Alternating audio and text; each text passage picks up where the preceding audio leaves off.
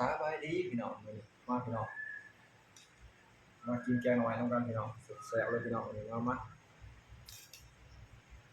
ใส่กับกระถินอ่อนๆเลยพี่น้องมาพี่น้องแซ่บๆน้ำกันพี่น้องใส่กับข้าวเหนียวอ่อนๆเลยพี่น้อง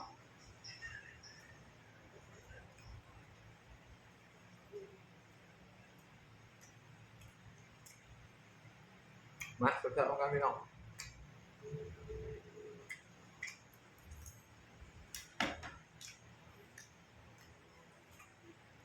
ใส่กับกระถินอ่อนเลยพี่น้องแซ่บคักอีหลีพี่น้องเอ้ยแกงหน่อไม้พี่น้อง